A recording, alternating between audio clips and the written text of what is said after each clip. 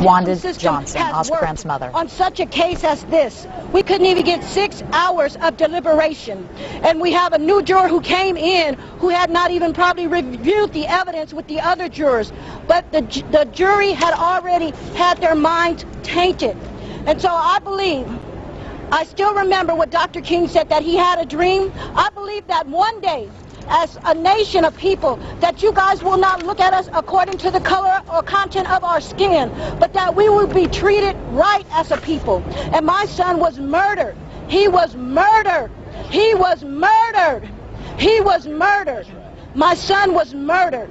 And the law has not held the officer accountable the way that he should have been held accountable. And I look at this, and I just say, like my brother said to any other family who goes through this, do not give up. Do not give up. Even though this system will fail us and let us down, God will never fail us, nor will he let us down. And I will trust in him until I die. Wanda, do you have anything to say to the people in Oakland who are watching this, who have come out, who are out now watching the verdict and have supported you? To my family in Oakland, Hayward, San Leandro, wherever you may be, this battle is not over. We wrestle not against flesh and blood, but against principalities and powers and spiritual wickedness in high places.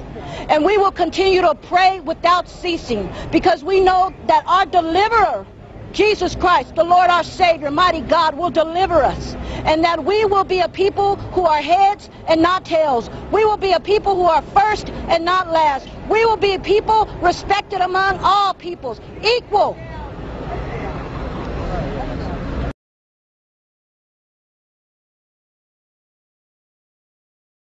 The crowd continues to pour into this area as people continue to speak here at the podium at the intersection of 14th and Broadway. Frank and Julie.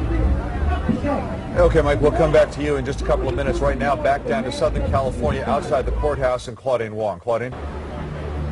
Well, just a few minutes ago, we got some exclusive video of Johannes Mehserle leaving this courthouse, headed for the Los Angeles County Jail, the one they call Twin Towers, which is just about 2 miles from here. Now, we can show you that video. He left by with a couple of different police cars. You can see them. We had their lights and sirens on. It was very quick, but Johannes Mehserle was in the back. He appeared to be in a jail jumpsuit and appeared to have a bulletproof vest on. He actually left with a very little attention besides the sirens going on. He pulled out of that sally port and was gone in just moments. Again, it was exclusive video that we obtained with our photojournalist Keith Crook, who was standing outside there, and as he rolled through, he didn't seem to have much of an expression on his face at all. But again, he was remanded into custody on these involuntary manslaughter charges inside the courtroom. He was taken down, apparently changed out of the suit he was in into the jail jumpsuit that they put inmates in, given the bulletproof vest, obviously for safety and security reasons, and then put in that car. I was told he was taken again to Twin Towers, which is the main Los Angeles County Jail here in Los Angeles. It is just about 2 miles from the courthouse. That is where he will spend some time. We're not sure if he will stay there until August 6th, which is his sentencing hearing, but he is in custody now, and he has now officially left the court.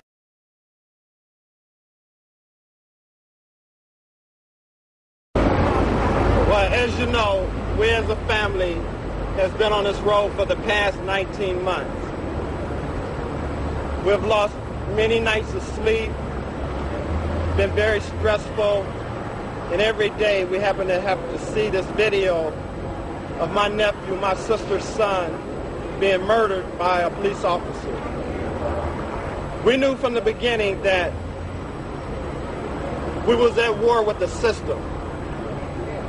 And as we know, many African Americans in all the communities across the United States, as well as Hispanic Americans all around this country, have been taking a look at this case in hopes that we can see the system work on behalf of us. And as we have come to notice, that we as a family have been slapped in the face by this system that has denied us the right to true justice. We truly do not blame the jury, but we blame the system. The jury was denied evidence that would not allow them to see the true person that committed the murder. It is my belief and the family belief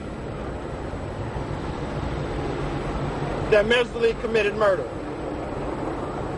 It is the community's belief, and I'm sure all of you, that Mehserle committed murder. How the jury saw this and came to their decision is not understandable to me and the family. Bobby, help us understand what was going on as the jury ran off the murder. I was denied the right because I was a minute late to be in the courtroom. So I had to stand outside and be told that there was no way I was going to be allowed to enter that courtroom. And yet I've been standing on behalf of my sister for the past 19 months. But when you heard the verdict, what was your reaction? Great disappointment. The verdict was not what we wanted, and it's very painful at this time to even talk about the verdict and the way it came back. But we believe that this battle is not over. Tony Peroni has a debt to pay. That's right. Johannes Mehserle has a debt to pay. That's right.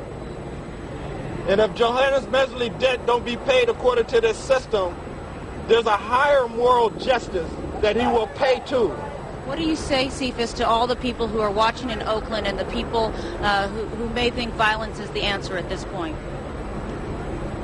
I have no power over the people in Oakland or any community that feel like they've been slapped in the face by the system and the decision of the jurors.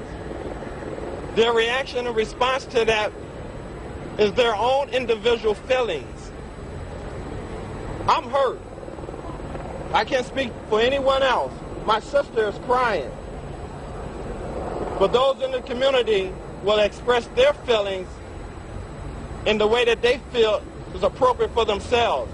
I've said from the beginning, as I'm saying today, we are a family of nonviolence, and those that have embraced us, that has been with us, that stood with us, been back and forth to court with us, that cried with us, those in the community that we know, a coalition of activists across the United States that we know truly wanted justice to occur, but have always expressed their First Amendment right to the injustice in a nonviolent way.